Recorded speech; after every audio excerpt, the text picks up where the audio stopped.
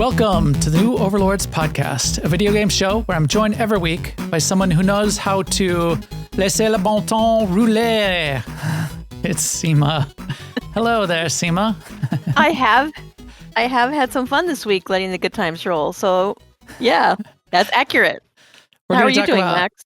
South of Midnight, of course. I'm doing great. And that is I looked up, what are some common Cajun sayings and phrases. And that came up, which is also common French, casual French phrase. And then I looked up like how to pronounce it. And the main video that comes up when you look, no. And then separately, I was like, where else could I get like an audio clip maybe out of something? And I didn't end up getting an audio clip, but it reminded me that in the Deadpool Wolverine movie, you have Channing Tatum playing Gambit. And he does this really elaborate Cajun accent, very elaborate. And he worked very hard on it. And apparently he's going to be used further in Marvel movies. He's dedicated to this role. He's really liking it. He grew up around that with that accent in his family and in the extended area. He grew up in Louisiana. He talks about it quite a bit. The one clip that I found, the first clip that I click on, he says this, and he says it in the movie. He says it to Deadpool. He says like a few things. He says, les élans, laissez le bon temps rouler. I actually had to practice saying it, so There you go. Which I know is close, but as close as I could get for practicing it a couple times. Today, So that's where that came from. And we are going to talk about South of Midnight. It is quite interesting. We have lots of things to say about that.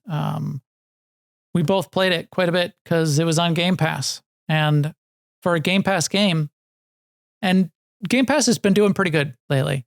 In fact, there's another in the news and what's coming or what was just released. There's another game, little indie game that turns out that's on Game Pass too. So I'm going to be going and trying that over the weekend. So lots of good things there. So stay tuned for South of Midnight. But first, let's talk about the news. Good news, everyone. First up in the news, TikTok. If you are trying to get the No Man's Sky Relics expedition done, it is more than half over. There's only 3 weeks, a little less than 3 weeks to go in the expedition. I say this mostly because it, Max? No, I have not. And that's why I looked up how much time is left. I've been distracted by South of Midnight and Ark and SWTOR and a bunch of other things. I have a bunch of bones to dig up. I have like 70 more bones that I need to dig up and skeletons I need to assemble. You're basically playing Indiana Jones, you're an archaeologist inside of No Man's Sky in a cool way. I did play it a little bit this week, though. I had sort of picked it back up, got a few more of the objectives done, moved the needle a little bit. I'll certainly finish it. And because I picked it back up even that little bit, I keep wanting to get back in there. I'm certainly going to do that. So TikTok, 3 weeks, go get it done. That's a really fun way to play that game, of course. Also in the news, Baldur's Gate 3 just got its latest update. The patch 8 came out. And this is about the final patch that Larian will be involved in. It's, in theory, the final sort of like content patch. I'm sure there'll be like bug fixes and other kinds of updates coming out that way. There'll certainly be a bunch of community development and mods and those kinds of things. But Larian, as was planned from the beginning, Larian's kind of done with the project now. Yeah. They want to work on new projects now. Yes, and probably are. They're probably already off and running on their next thing. Yes.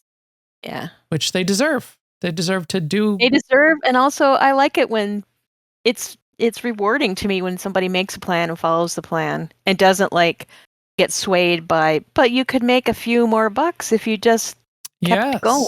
But we're done. We're moving on. But money, okay. What if I said to you, money? I mean, I'm not against people doing that either. It's just I like the sort of we want to do what we want to do stance. Yeah. Another organization that seems to be this one I'm good. Maybe they're doing this for money, but I think they're doing it in spite of not making as much money as they thought they would. Skull and Bones is continuing development. So they have year 2 content plans. They do plan to be expanding the ground combat, land combat, which they didn't really have in the game at launch. And it was a big criticism. People were like, hey, I could do this in Assassin's Creed Black Flag. Why can't I do it in Skull and Bones? It's a big loss. You guys are terrible. This game should never have been made, blah, blah, blah, blah, blah. Because the one thing that I thought should be in there was not in there. You could walk around on land. You walk in the towns. It was really cool. I liked that part of the game, but there wasn't like combat in that way. So that will be added to the game, apparently, in the next year. So they're full steam ahead in continuing to develop this game. I wonder if it's part of the joint venture that sort of drove them to make sure that they got this game out and didn't delay it any longer, and maybe got it out in a state that they had planned more on, and it also had them rebooting it multiple times. I still think it was just a well done game, and it's interesting. If it does continue to get a bunch of that cool stuff, could have a bunch of people circling back. We'll see. Or maybe not. Maybe they lost the main market when they started. But the fact that they're doing this at all seems to say to me that there is a market out there and they do have a player base. How about this one, Sema? Palia. You've been in Palia lately? I'm probably not. No. I have not either. Nah. Although I bet I would do better at it now. I was too frustrated when did we first start poking at Palia? It was like a couple of years ago. Yeah, it's been a while. We got in right away as soon as it hit early access. Yeah, I bet it would feel completely different to me now. Because you were probably coming straight from the muscle memory of the couple MMOs that we play, and not as used to the WASD movement and all of that kind of thing on top of. Yeah, I mean, and I still am not completely used to like not doing everything with my mouse. So like even in when I was playing South of Midnight, I was still sort of punching in the air occasionally when I just meant to move the camera or look at something. Yeah. Right. But they have a big content update coming out. They're expanding the game. This is called Elderwood, and it kind of adds a little bit of, it's still very upbeat and nice, but a little bit of like a, not, you could say dark, but dark in the more of like the mystical way, like, purple mushrooms kind of land that you're uncovering more story. And boy, they've sure expanded the decorations that you can get and collect and build and beautify your house with. So that seems pretty interesting. Yeah. A lot of the quests in that game were like, go and talk to this person, and then that person wants you to go and talk to this other person. And that was just not my deal. It's but maybe it is now. I don't know. It's styled after a lot of those kind of cozy games, going all the way back to what's the Concerned Ape, the Stardew Valley. Going back to Stardew Valley, where and Animal Crossing and where the conversations with the townspeople are a big part of the game. Right, but they called themselves.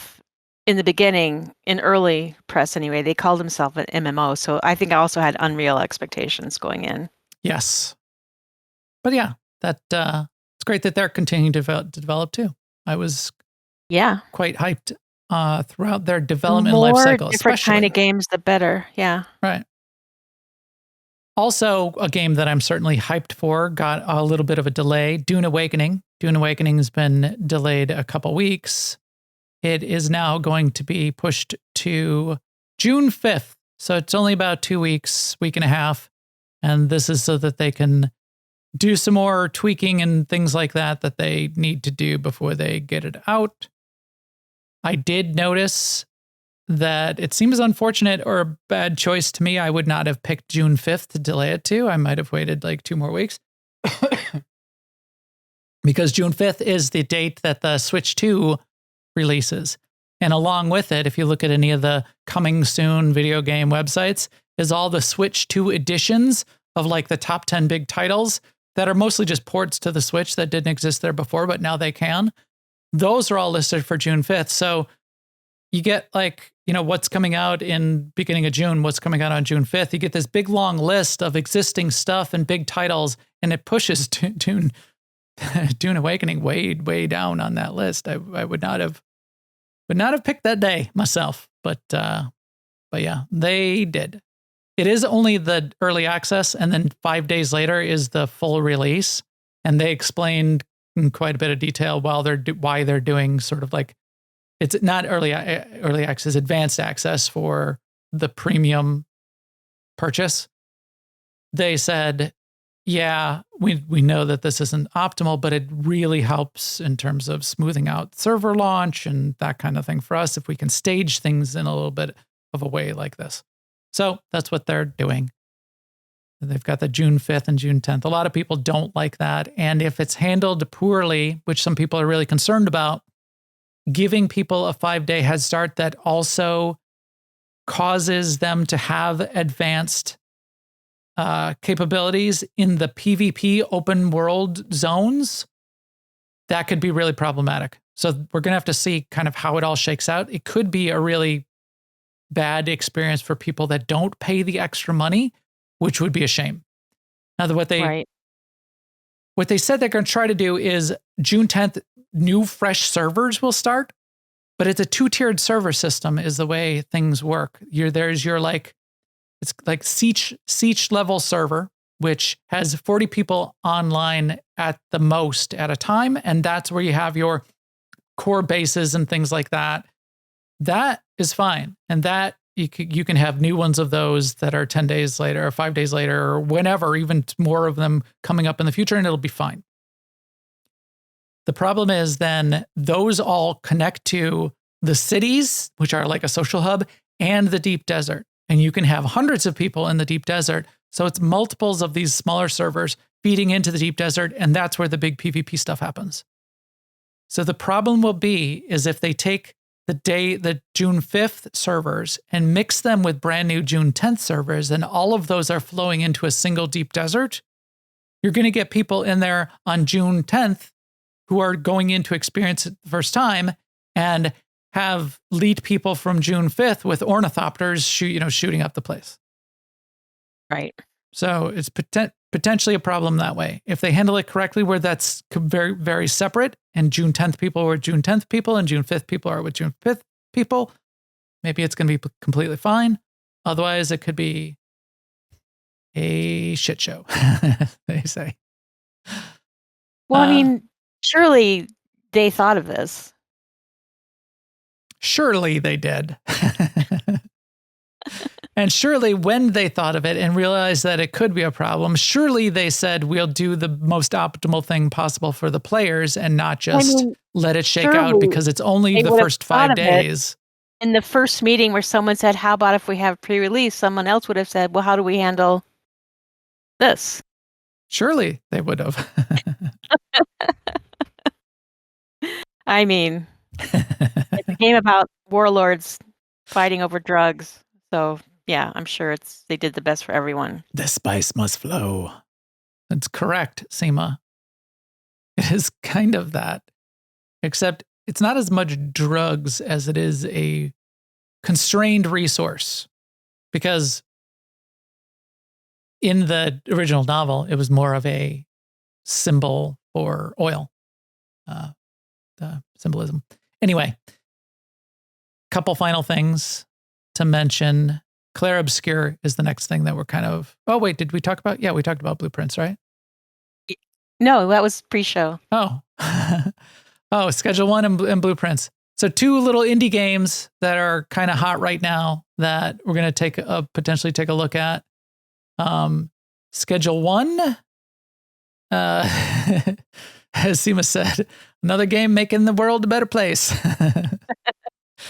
It's a cartoon. It's like a low poly cartoony world where you are it's a drug dealer simulator.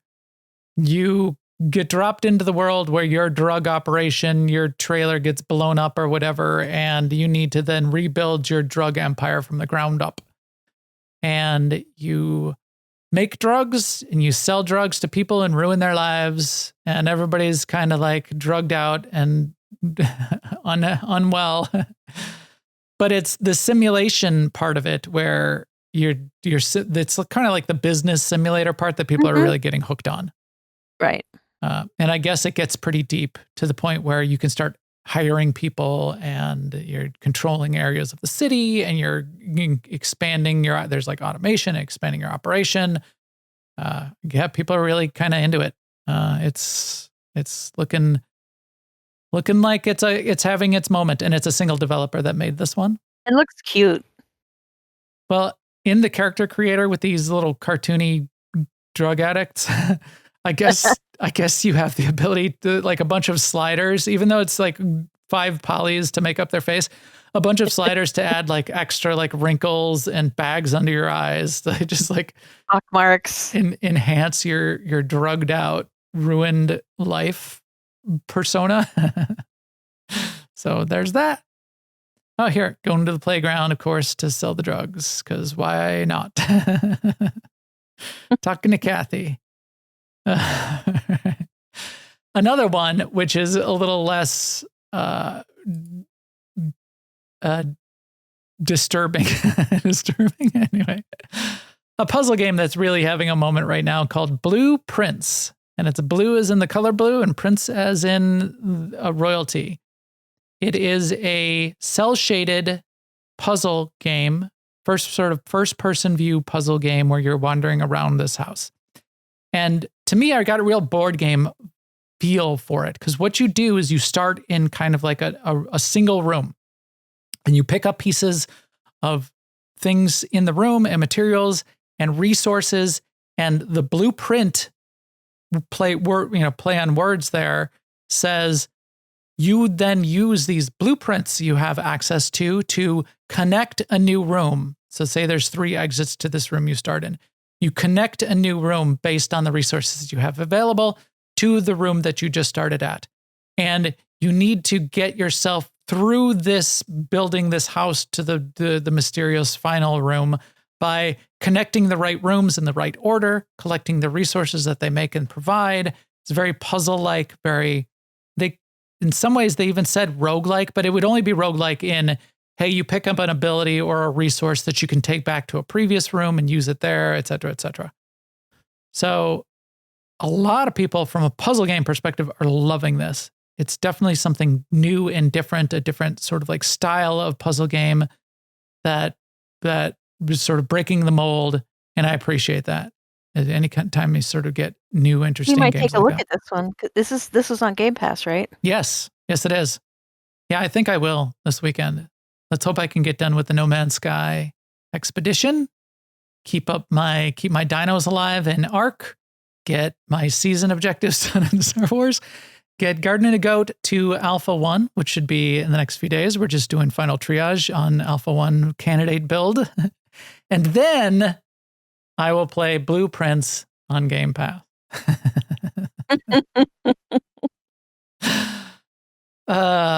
Good times. It is really good, really, really good times. I mean, if these are my problems, I got 99 problems and I love every single one of them. Right. So I do not mind. And then by the end of the month, we've got Claire Obscure Expedition 33 coming on April 24th. And then as we start looking ahead to May, I think the big title of May to me, just in terms of the gamer friends might be really excited about, is Doom Dark Ages. Had sort of those really big trailers. A lot of people are really excited about it. It's a Doom game, but it's the Doom Dark Ages where it had like that gun that grinds up skulls and shoots their shards out, and you carry around this really cool shield, but you're still fighting all of the demons and all kind of that kind of thing. That looks really cool for like an action first-person shooter Doom game. Can't wait to see what that does and how many people are excited about it. Anything else, Sema, that you're looking forward to in the news for coming soon? Anything big in WoW? I didn't even ask you this week. Any big WoW milestones coming up? There is a content patch coming, which has a number of like new things to play, but I didn't really prepare to talk about that. But there's going to be a new outdoor activity. There's going to be a return of the horrific visions. Oh, right. Which is a thing they did in Battle for Azeroth, which was 1, 2, 3 X packs back. So for anyone who's feeling nostalgic for that, and you're going to have a helper in the Horrific Visions, which I think is interesting. Oh, So like you do in Delves right now, which is a single player content. You have your Bran, which is a companion that levels up in capability. I don't know how this companion is going to be in Horrific Visions, but I imagine it's going to have very similar, well, I'll call it AI for lack of a better term, but very similar behaviors and stuff. So that might make a difference to me. Like, I spent a lot of time, don't get me wrong, in Horrific Visions back in the days of Battle for Azeroth, but not in a way that I want to revisit necessarily. right. Like, I feel like I was out of my mind when I was doing that. Right, which was the point. Right. So I don't want to get like re-addicted to that. So, but actually having a companion might make a difference. Might make it more fun too. It might. Yeah. Yeah, I'm interested to hear how it goes. Again, I don't know. Right. And also, there's be just so on much my going radar. on right now. I don't know that I want a whole new track of things to do in WoW right now. When is that coming? Couple weeks? Soon. Yeah, I'll look it up. Okay, so maybe But, maybe if you get into it, we'll talk about it more next week about how it feels and that kind of thing, or when it drops. I'm sure we will. Yeah. Lucy says next week. Yeah, next week. Okay, I knew it was soon, or I felt it was soon. Knowing and feeling are not the same thing. No, they are not. Hope is Much not as a I want plan. them to be the same. And Yes, hope is not a plan. Feelings are not knowledge. Feelings are not facts. Correct. People forget that all the time. Yep. All right. Thank you, everyone who is listening and watching. We do this show for you. We certainly do, and for ourselves. But that's it, not for anybody else. Really appreciate everybody supporting the show here in our Discord, YouTube, and live on Twitch. This podcast is also brought to you by LA Acta Est, our gaming community where Sema and I play quite a bit. We've got a lot of fun things going on there. Boy, our Star Wars nights are getting bigger and bigger these days. Our open night on Tuesday nights, what do we have, like 16? Yeah, we did have 16. 17 people. We broke our 16 player barrier, which 16 is the cap for group content, but open world content, you can have more. We broke that barrier this week, which was fun and interesting. And then there's groups going on all week. We should probably do the shout out. I think the Wednesday night group is still looking for a permanent member for group content. That's their 8-man team. They could use one more player. So if you want to join a really good group, you don't need any. How did you describe it on Tuesday, Sema? No. You don't need group content experience. No group content experience. Yeah. You don't have to be a raiding expert at all. Even, it could be your first raid team ever. They would be happy to take you along and show you the ropes. And probably get you geared up and all of those kinds of things too. So that's great. This podcast is also brought to you by Garden and a Goat. Probably more to say next week. We are on the cusp of our Alpha 1 build, which will be a closed alpha, but there will be people playing it, actual players playing it as early next week. In fact, Sema, I'm hoping you're going to be player number 1 for our game test. Yeah, I want to be. In fact, after the show, remind me and we will schedule it. Okay. We have an alpha candidate build that we already have right now in our private branch on Steam.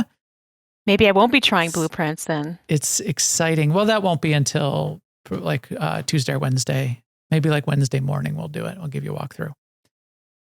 But yeah, it's exciting times. We're getting to that point where we're triaging final bugs, deciding what we might tweak in the next couple days before a final alpha build. And we're going to practice sort of creating an alpha branch and putting it out there and all of that kind of stuff. But has some good fun things going to the game, and we've got so much planned for the roadmap, basically. There's a really cool twist to the way that we're going to be handling the zones, kind of, because you're in a garden under the dome. Julia came up with a suggestion for how we could play with that area, and it's going to be great. I can't wait. But right now, Sema, it is time to talk about something else. It is time for you to tell us all the details because this guy is asking for them. Whoa! Pardon my mud. What'd you see? Tell me all the juicy details. What is the fish's name? Catfish. Catfish. That's his name. Yeah. His name is just Catfish. Yes. So we are going to be talking about South of Midnight. South of Midnight by Compulsion Games. We both played my gosh. Catfish is such a great character. He is. I would play a catfish. Yeah.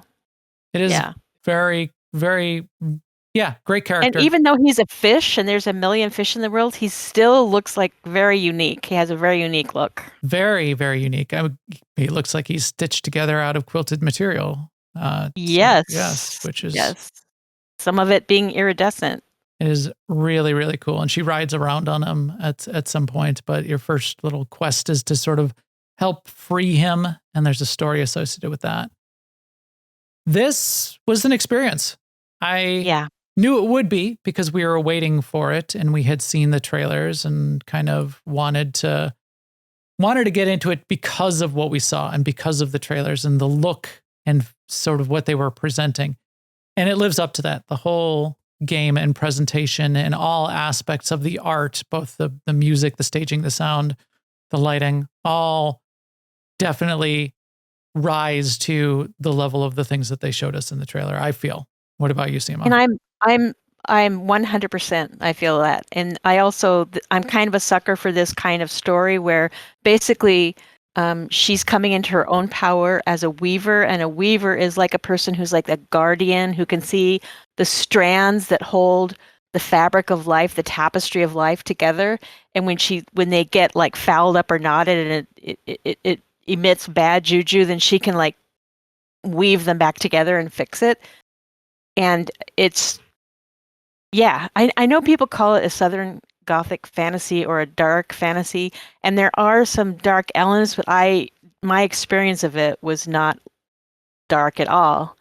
Yeah, not horror dark. Well, I mean, I guess the creep or whatever is, but it's not like bloody or gory or horror or yes, and it has bad guys, but it's a story of.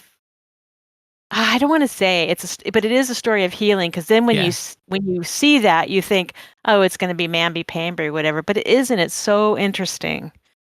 I highly, highly recommend. I mean, I did some modifications to make it more my style of gameplay, and once I did that, I was just ready to go, man. It was so cool. The music is cool. The atmosphere that is set is cool, and it's like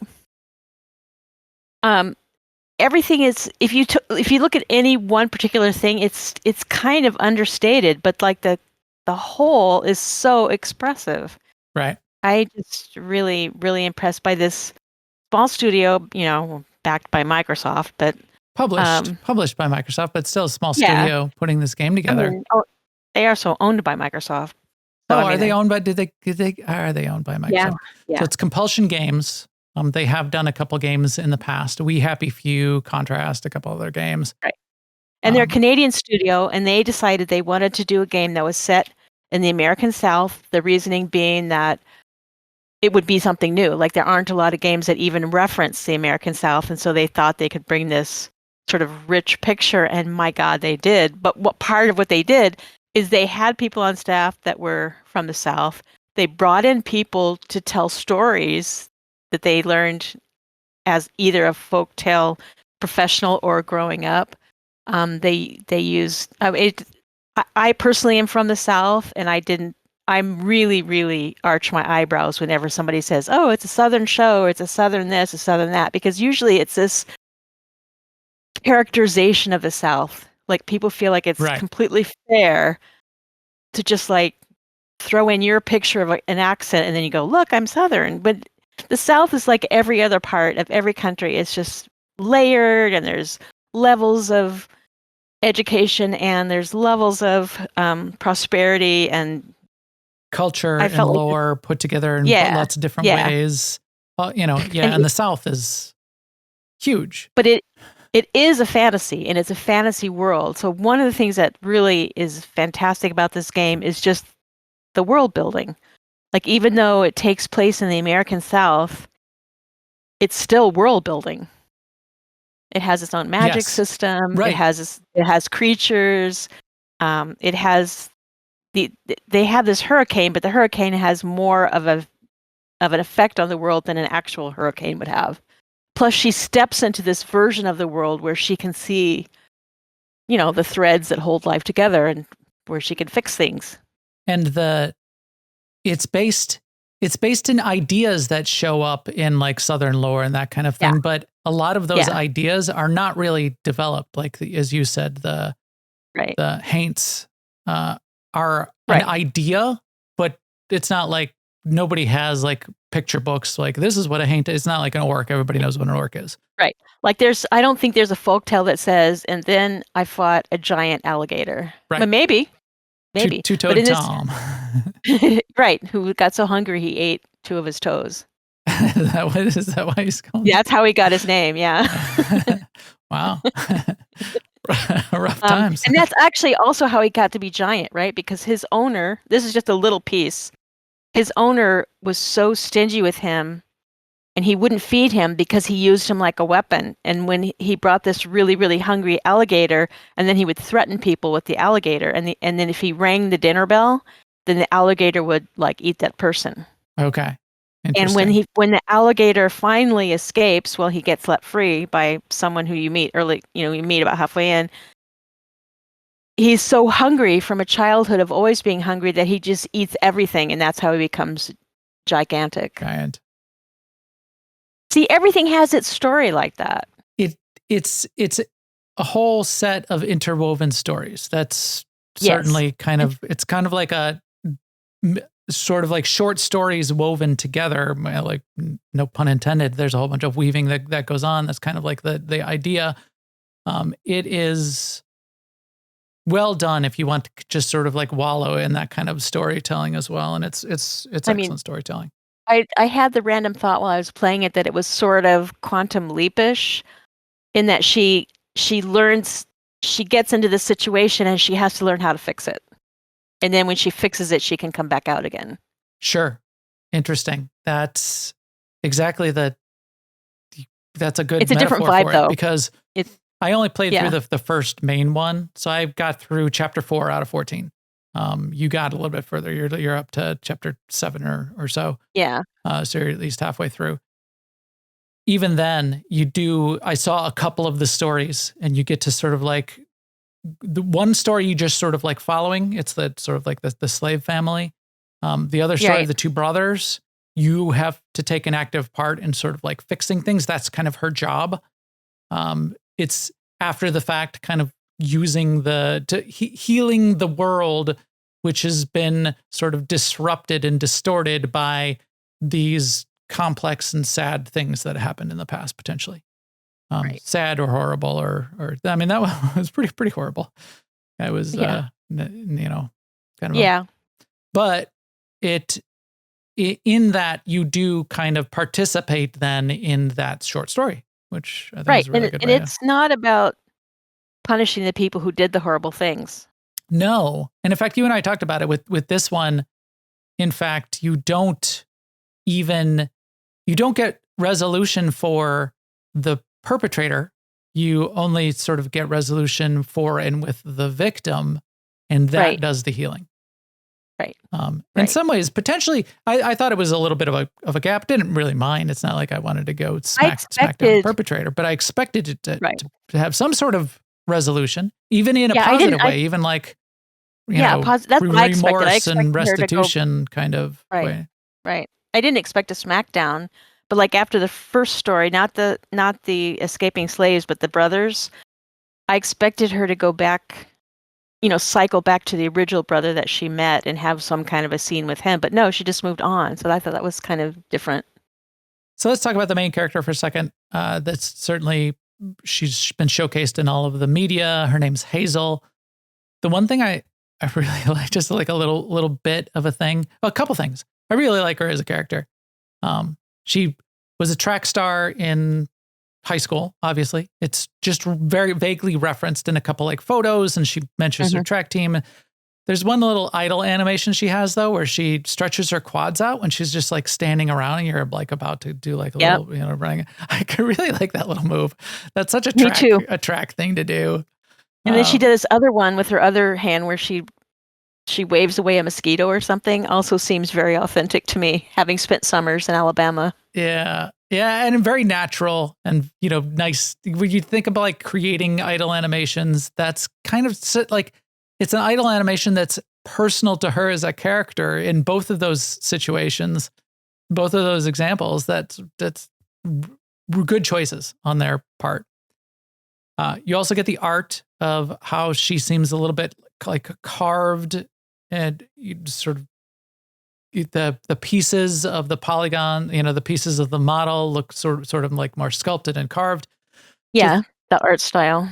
To the point where in the very beginning, there's sort of like intro cinematic. You get like a 2-minute, 3-minute intro cinematic. That's not really like telling the story. It's not even voiced, but that's claymation. That's just straight up full on claymation.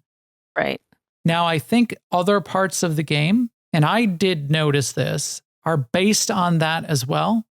And Hazel seems like fully framed, full FPS smooth animation. But a couple of the other characters, like the catfish, I saw it that he's got a little bit of a stop frame animation look to him while he's in the same scene with Hazel. And people have commented on this, that for people that are really sensitive to frame rates, the big time gamers, I need 1,000 frame rates so I can shoot people better. There's a setting you can turn that off and smooth out their frame rates.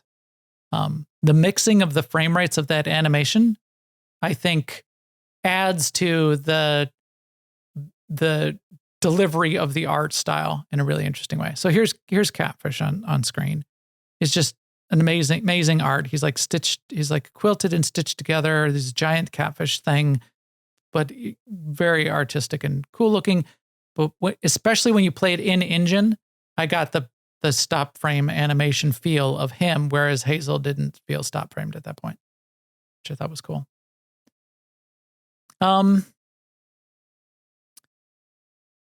The whole, so let's get into the main thing that I wanted to talk about. And then we'll circle back on a little bit of this stuff because, I guess one more art thing let's talk about for a second, because I think it's a big dramatic part of it. The sound. So what did you think about both sound design and the music? I am in love with both. Like I love the music. I felt like it was reminiscent of folk music, and yet it was still its own thing. It's all original music.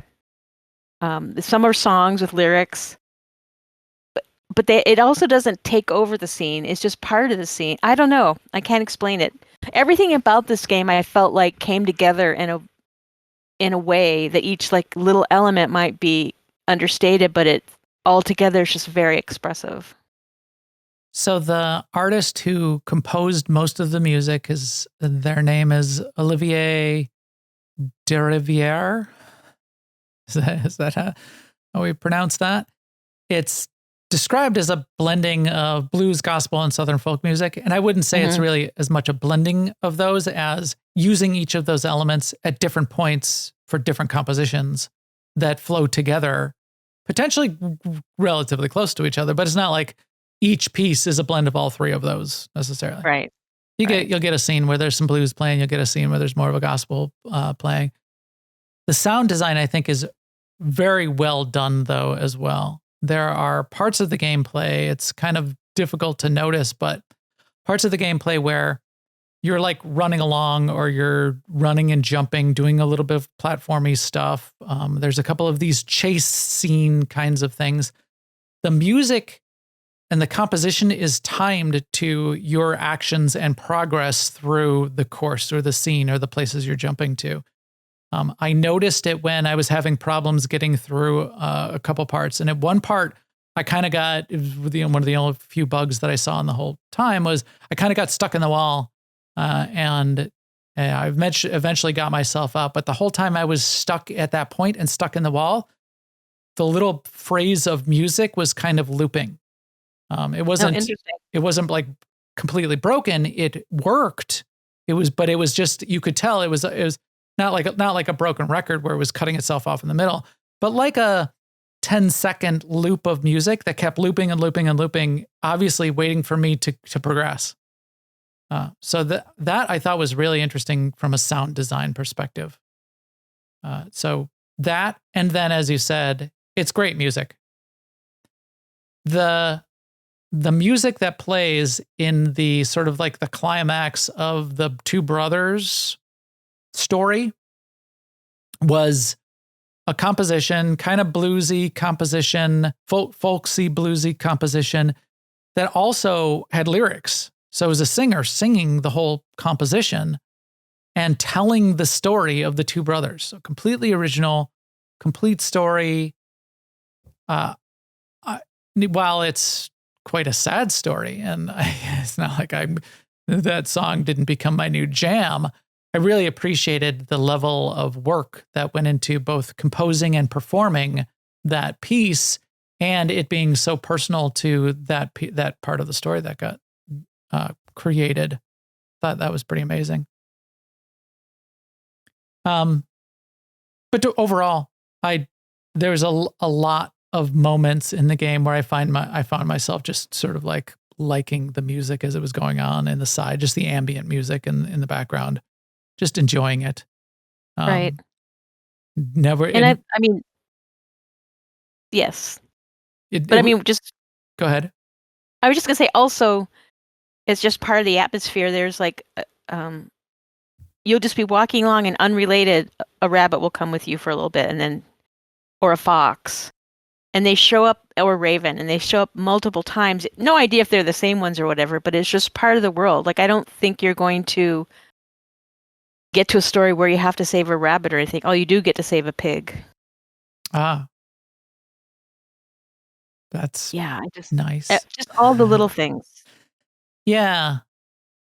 So that's interesting. I never really even asked myself this question or thought about it. And I did notice some of those elements, and Hazel kind of reacts to it. There's like a fox coming down the pitch. She's like, oh, oops, let me get out of your way. She'll even like say little things like that. Yeah. The game, as I played through it and the chapters that I went through, now that I think about it, it didn't feel this way at the time, but it's pretty linear now that I think about it. Yeah. What do you think about that? When I saw that comment from people, I'm like, oh yeah, it's very linear. But I guess I never thought about it as a detractor necessarily. Because when you're telling a story, I mean, that's just how it's going to be. Right. Like if you want an open world game, then it's not also going to have one cohesive story. This is Hazel's story. Right. But it's almost, I don't want to completely say on rails, but in some ways, kind of on rails, where you're kind of... it's on rails. What? I mean, you can go to the side, because there's a lot of collectibles in this game. So you can go to the side and explore, collectibles off the beaten find path. Things. But once you make progress past a certain point, you cannot go back. Right. You sort of get cut off from those. There's kind of like the slide down the hill, and now you can't get back up in that area. There's the squeeze through the gap where it's loading, sort of like loading the next level area. There's a bunch of those. Right. There's an option that you can use that shows you, it's called guided strands. It shows you where you're supposed to go next. You don't have to follow that, but I followed it all the time because that's my jam. I like to know where I'm going. I really like that too. I thought that worked really well. I loved it. And like sometimes it was a little bit tricky. Like it will say, oh, you need to go through this door right here.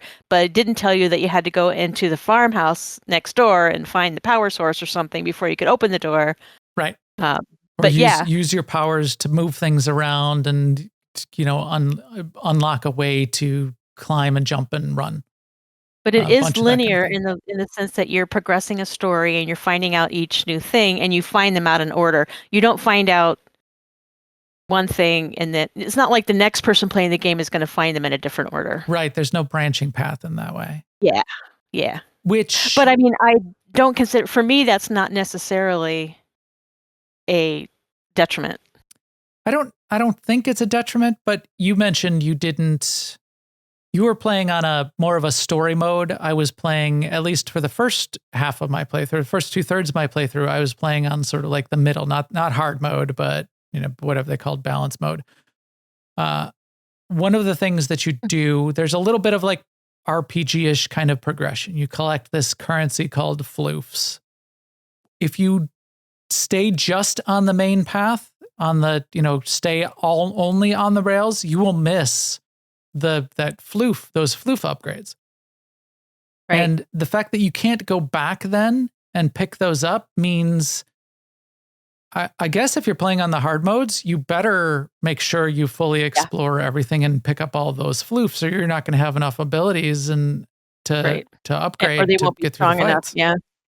So I played with combat at the lowest level for the first 3 or 4 chapters, and then I turned it off completely. And that was actually the way that was implemented, I thought was really cool. So there's 2 settings: one to turn off combat, which refers to all the little hints that you get along the way, and then one was turn off boss fights. And so I turned both of those off, and it's kind of a powerful way of configuring it, because then when you get to a point where combat would start, you can hit backspace and choose to skip that combat, or you can go ahead and do the combat, even though you've got it turned off. And the same with the boss fights. So since I got tired of the combat and I'm not good at it, and I really, really love the story, for me, it made sense to turn off combat, and then I could just play through the story. But I'm still living in this land. I'm still jumping around. I'm still doing my magic, and I'm still Hazel. Right. Even though I had turned like another game, if you turn combat off, you'd be almost turning the whole game off. Now, because this is such a story-driven game, I completely agree. You could turn combat off, and then just be sort of like, kind of like almost just like walking through the story, which But I mean, I have like mixed feelings about it, because I'm glad I played the combat for a certain amount of time, so I had a sense of it, because I think it does make you feel more connected to the story in a weird way. Yeah. So here, this is the crux of where I felt a little bit of friction in the game, and a couple of the choices that I think they not terrible, but I think they could have made a little bit better, which is the combat itself feels a little bit bolted on, in that it's jarring, the difference between kind of like the story and the healing and the animation and the lore and the music. And then the combat is pretty much what it is. And it's like melee, it's melee dodge combat. And she has like her 2 main weapons. You have a couple abilities with long cooldowns, but you have your 2 main weapons, and it's melee dodge. You have a thing that can like push some of the enemies away. You have a thing that pulls some of the enemies away. The kinds of enemies that you encounter are relatively low in diversity. It's mostly the haints and a couple variations on the haints. They have mostly telegraphed attacks, but I played my first 2/3 of the playthrough on the balanced mode and was immortal, and that barely got damaged. And then I suddenly got to a fight where they had multiple waves of these haints, and I died like 6 times in a row. And then I bumped down the difficulty because I wanted to see the story, and it felt jarring to me to be this, healing and loss and story and magical abilities where you're weaving together, you're following in the footsteps of the weaver who lived, she lived in the ancient past and blah, blah, blah. And how do you use your magical weaving healing abilities? Well, you take your 2 knitting needles and you whack the crap out of a haint. They're magic hooks, though. they're like weaving hooks. So they're like magic weaving hooks, and you just whack the crap out of haints, and that's your recourse to your crochet hooks. Really, really hurt them. You crochet them upside the head, and it suddenly got like super, super hard. there's like 3 of these things. You do have a couple of abilities at this point, but it frustrated me because all of the abilities were, well, if you hold down, you get this long telegraph ability that, can do like some AoE damage. Okay, well, there's 3 of these things and they spread around you in a triangle. So my long telegraph ability, first of all, it's too long to cast before one of these things smacks me in the head. And 2, I can never hit more than one of them at a time unless I'm really lucky and like line things up when they're spawning or something, which I did a couple times. So that frustrated me a little bit. There's another one where you jump in the air and you do your little double jump and you can crash to the ground and blast them away from you. Well, the multiple times, like at least 80% of the time I tried that, they would whack you out of the air. You're like in the middle of one of the jumps to do this ability and you're like spamming the ability to try to get it to trigger. And they like swipe you like out of the air, like roundhouse kick you, midair, and you go flying across and half your health is gone. So I died. When you were playing on that level, did you have the healing stations? You get the healing station, but you can only use it once. So you get like the little healing glowing thing. Mine, in the level I was playing, you could use it multiple times. I'm not sure how many. Down at the lowest level, you can use it. And I think you can turn it on so you can use it unlimited times. But at the lowest level, I think you can use it multiple times. But I saw a note somewhere like on the load screen that said, you can make those infinite. Maybe that was just for me. I see that you suck. So just so you know, you can make those infinite.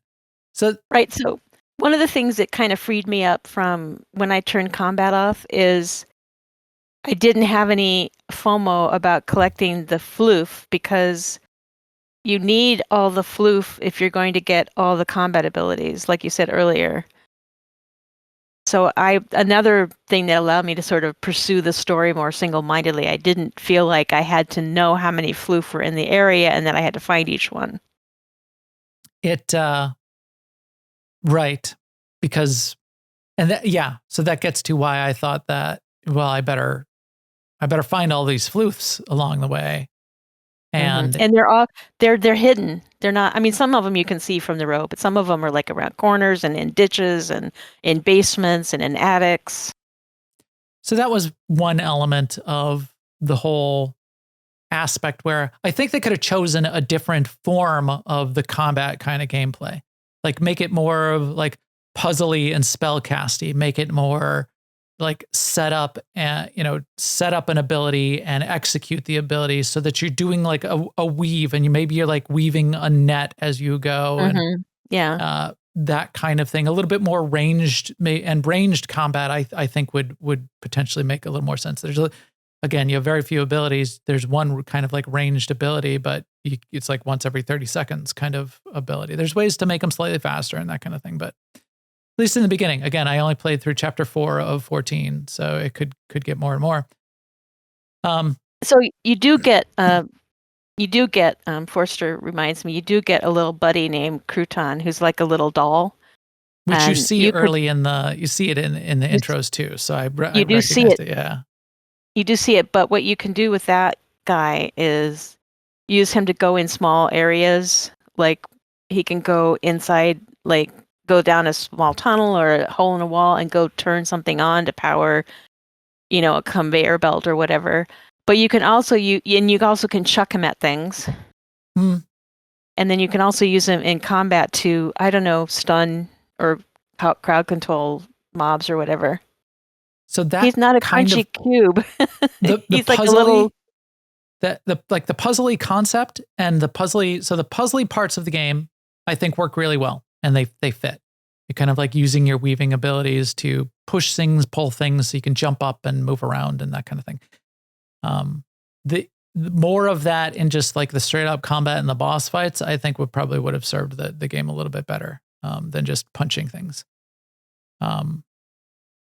The other gameplay part of it that frustrated me ultimately was the platformy wall running. And you definitely need to be doing that just to traverse the world. There's a little bit of platform, double jump, glide, wall run. are kind of like the Right. traversal abilities. Because after the storm, basically the water is all poisoned with some black magic thing. So if you fall into water, you die. Yeah. It's pretty forgiving in like reloading you pretty close to where you Yes. died. Yeah. Yeah. So you can It is. retry. And all the saving is auto, so you can't go back to a previous save point. Right. So you can't reload a place further back, which did frustrate me in a couple points because I kind of wanted to do that at just a point or two. But otherwise, it felt natural and it felt like a very logical save points, and I didn't have to worry about the saving just to play through the story. Right. The other place that the jumping, running gets really dramatically in your face is there's what they call these chase scenes. Mhm. And in Yeah. the chase sequence, you need to go through kind of like a run, jump, wall run course while this bad force is coming up behind you. I only did one of them. And that also seemed weird and frustrating. Yeah, I had to do it many. And for me, since I don't have that, I don't know if it's Prince of Persia muscle memory or whatever, and also I'm not playing on a console. It's just weird keybinds. I ended up having to do a lot of keybinding and sort of memorizing ways to get through that whole thing. And then once I did that, I turned the chases off, and so I didn't have to do another one. Because I think I was close to stopping the game at that point. I was too. I nearly stopped. That was like the end of chapter 3, and I nearly didn't finish chapter 3 because of that. It would have been, it seems very well fit for a controller game because that kind of gameplay, the wall run, jump, glide, works a lot better on a controller because you're just pushing forward on the left stick, and then while you hit your jump, glide, trigger to jump or whatever, and then a button to glide. Then you just rock back and forth with the left thumbstick to go from the left wall to the right wall, the left wall. When you're doing it on a keyboard, it's W and then A and D to go back and forth while you hold control to glide and then unhold control to glide. And then you're tapping spacebar with your thumb. And then if you're Sema, you're also randomly hitting your left mouse button, which just cancels everything. Because now it thinks that you're trying to hit something.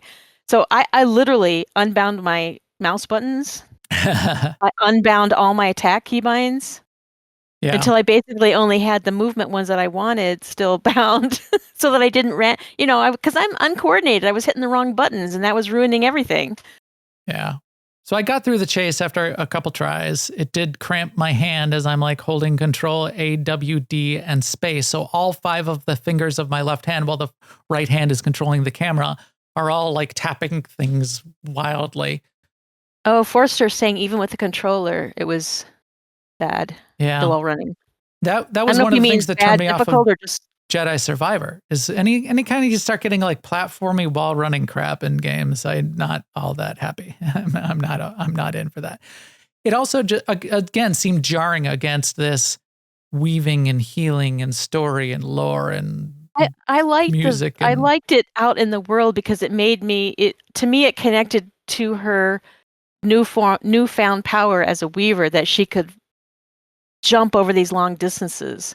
The jump the jump and glide and use the weaving ability to like create the bridge, like what she's going to do here now in the video. Back from the past. Yeah. That I thought, you're right. That I thought worked well. A little bit of the, after you climbed up the 50th cliff wall is like fine. Wall running I don't like. No. And then the chase scene where you have to like learn the wall running course before you're able to get through it, unless you're really used to those puzzles. That was my Elden Ring right there. I had to learn it to a point, die, learn it to the further point, die, learn it to the next point, die. Yeah. And even it just seemed a jarring a jarring bit of gameplay to match with the rest of the theme in the story. It's like, do you remember when your ancient grandmother did wall running and parkour to get through and then beat the crap out of a ghost with her knitting needles? It's like, okay, I guess, and then healed the land. I know, right? It's like all this atmosphere, and then all of a sudden, that. Just like whacking the crap out of a dude with your knitting needles. Yeah. But I feel like I think they could have made some slightly different choices. It feels like the game, the fighting, the game team was different from the art and story team, and it just they needed to turn it into a video game. So that's the things that they chose. Right. And I think they could have made some different choices, and it would have. Like, I feel like I preferred the a game notch. after I turned combat and while running off. But I mean, no, combat and chases off. Right. And boss fights. But if they had marketed the game without those things, I don't think they would have gotten any attention. And then my question then, even when I looked at those choices and the options, is, well, then is it a game or is it just a visual novel?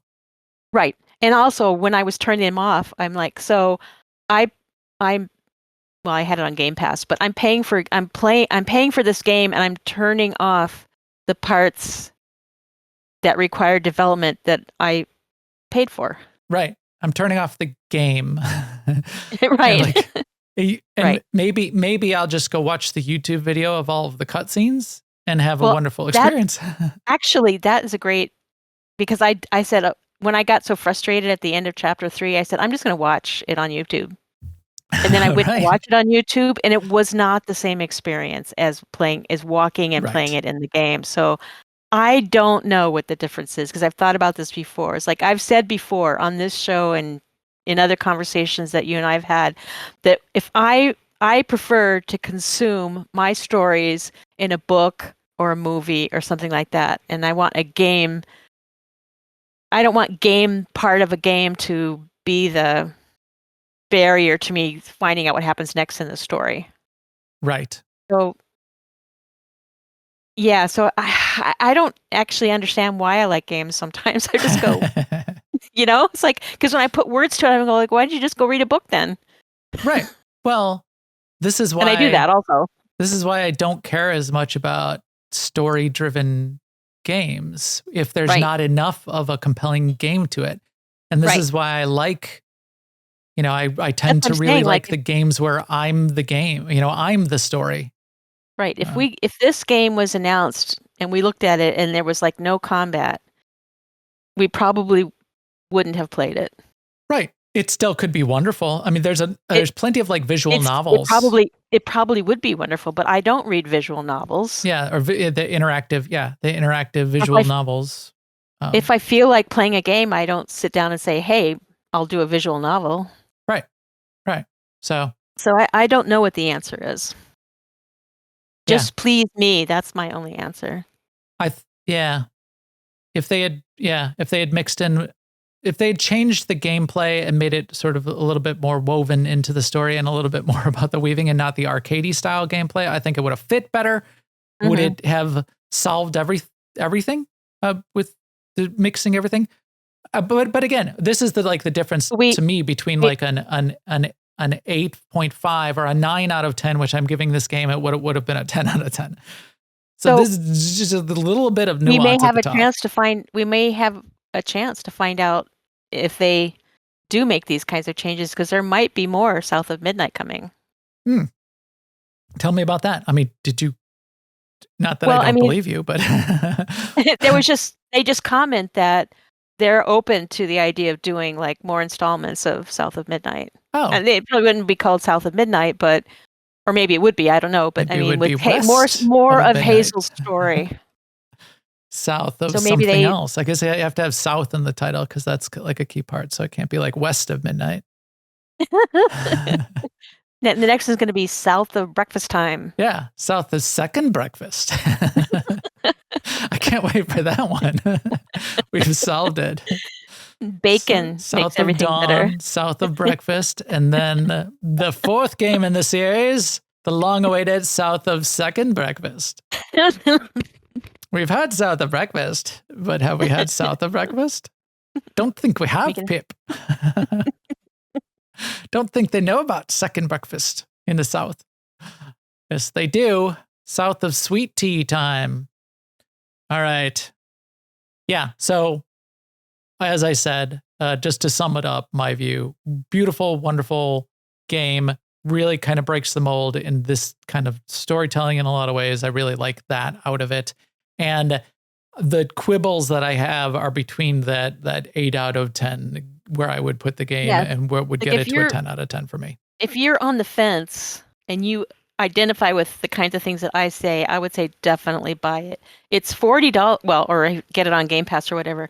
It's $40, and you might finish it in 12 hours, but I mean, I still think that's worth it. It's just that kind of an $40. experience. That's half the price of Mario Kart. So it's a value at twice the price. Oh, man. Mario Kart for $80. All right. I'm not gonna put that down. I think that is a good place to leave it for today. As always, all of our feed and subscribe links are on newoverlords.com, and the video is up on YouTube/newoverlords, or will be very soon. Please come chat with us in our Discord at newoverlords.com/Discord. And you can also follow on all the social networks, and we'll keep you up to date there too. And with that, we will talk to you soon. Later, everyone.